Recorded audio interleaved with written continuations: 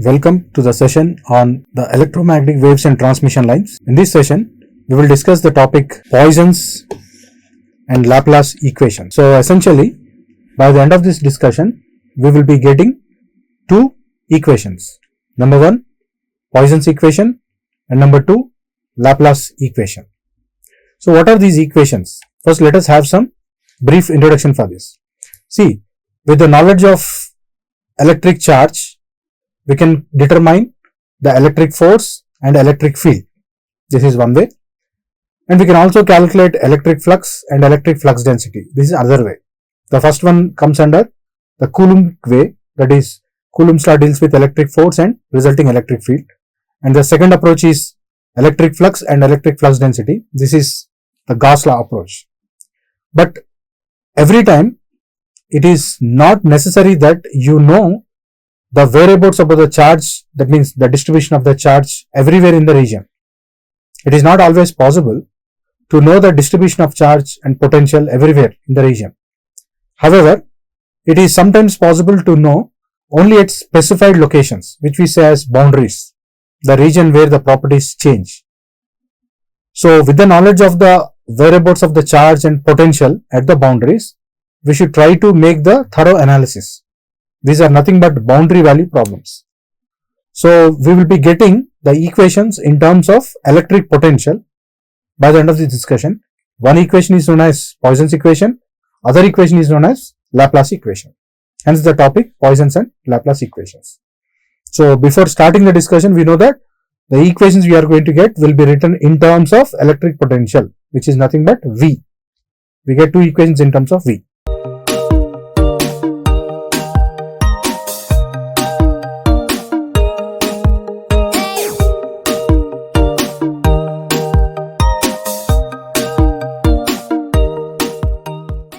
Now, this is a small derivation. I can't say it's a big derivation, it's a small derivation dealing with, first we will generate the Poisson's equation, then we will generate Laplace equation. So, let us start with the very famous law in electrostatics after Coulomb's law, that is Gauss law. Now, what Gauss law says? The divergence of electric flux density is equal to the electric charge density. D means flux density, rho means charge density. So what Gauss law says? Gauss law we have in two forms, as we know. One integral form, one is in differential form. The one which I have written here is differential form. So Gauss law in differential form, we are starting a discussion with. The divergence of del dot means divergence. Divergence of electric flux density, it's a vector. The divergence of electric flux density vector is equal to electric charge density. V means volume, charge spread in the volume of a region. So that is the starting point. Now let us decompose that Gauss law equation further. We know that D bar can be written as epsilon E bar. D equal to epsilon E bar. This is also known as the constitutive equation in electromagnetics. Totally we have three equations, constitutive relations in electromagnetics. One is B equal to epsilon E, second B equal to mu H, third J equal to sigma E. The remaining two are not necessary now, they do not pertain to this topic. So I am taking D bar equal to epsilon E bar. So wherever you have D bar, substitute epsilon E bar. So on substituting that, we will get this second equation. In place of D bar, I have substituted epsilon E bar, which is equal to same. The right hand side is same. Now, we can further decompose with another famous relationship in electrostatics, that is E bar equal to minus del V. This relationship is known as the gradient relationship in electrostatics, because this del stands for gradient. Del dot means divergence. Del means gradient. Because there is a gradient here in this formula, we say it as gradient relationship. So what it says? The electric field is equal to the negative gradient of electric potential. V means electric potential. So it's called gradient relationship. Now, after substituting D equal to epsilon E we got this equation.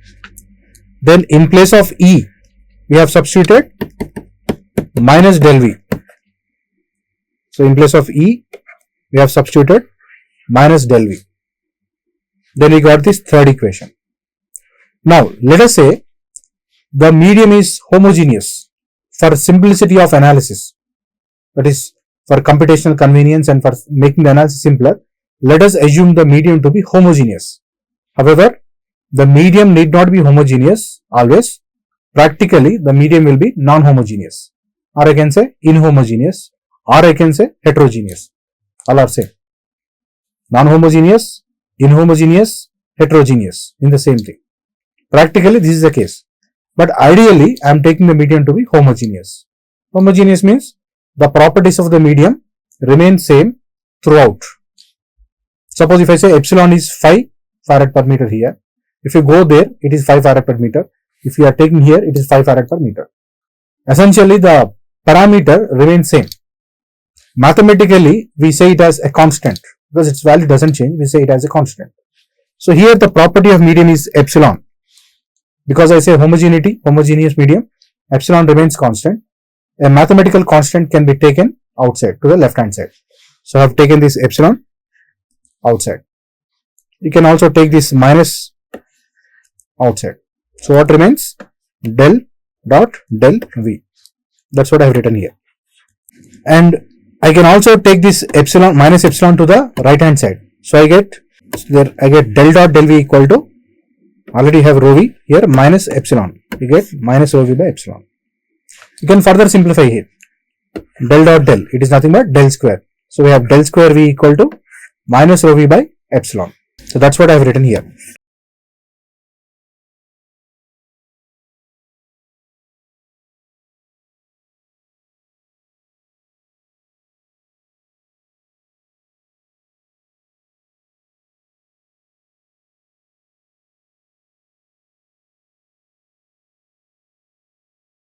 Del square V equal to minus rho V by epsilon. This equation is recognized as the Poisson's equation. So what it says? Poisson's equation.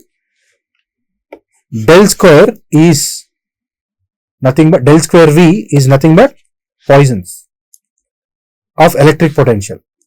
It is equal to minus rho V by epsilon. A small modification you make for this Poisson's equation will become Laplace equation.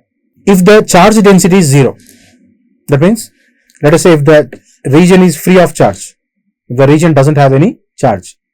If there is no charge, there is no charge density. If there is some charge, then we calculate then how much charge is there per unit volume or per unit area, like that. That's called charge density. If charge itself is not there, there is no question of charge density also. And here rho stands for charge density. For charge free region, Q is 0, electric charge is 0. So charge density is also 0. So 0 by something, you get 0. So right hand side becomes 0. Left hand side will be same as it is. Del square V equal to 0. Now this equation is known as Laplace equation. So what is Laplace equation? What it says in statement form? Mathematically we say del square V equal to 0. This is the mathematical way of saying. Statement wise you say del square means Laplacian. Del means gradient. Del dot means divergence. Del square means Laplacian. Del cross means curl. Like that we have different operators.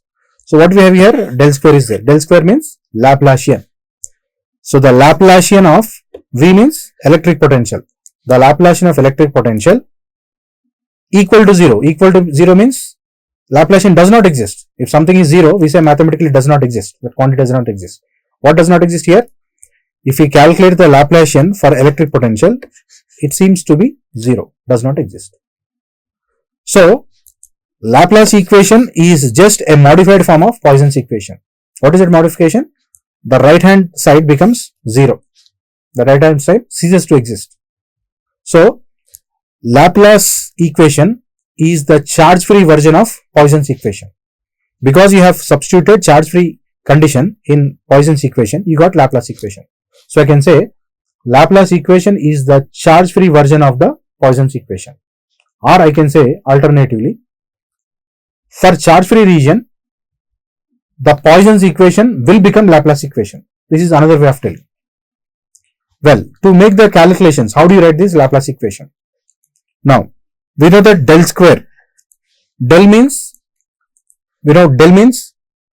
dou by dou x, ax plus dou by dou y, ay plus dou by dou z, az.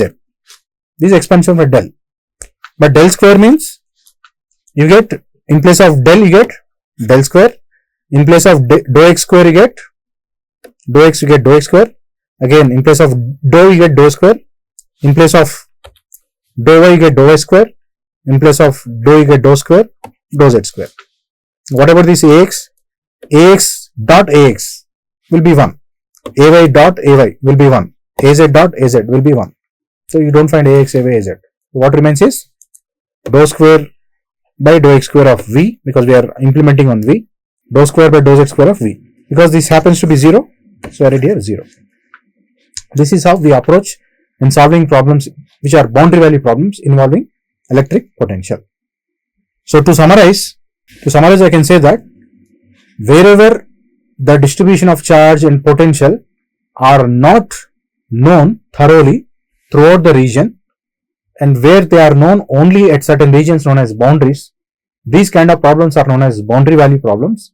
In such scenarios, we go for two equations which are known as Poisson's equation and Laplace equation. Number 2, the charge-free version of Poisson's equation is nothing but Laplace equation, or alternatively, Laplace equation is the charge-free version of Poisson's equation, or Poisson's equation implemented for charge-free region will become Laplace equation. This is the concluding remarks of this topic.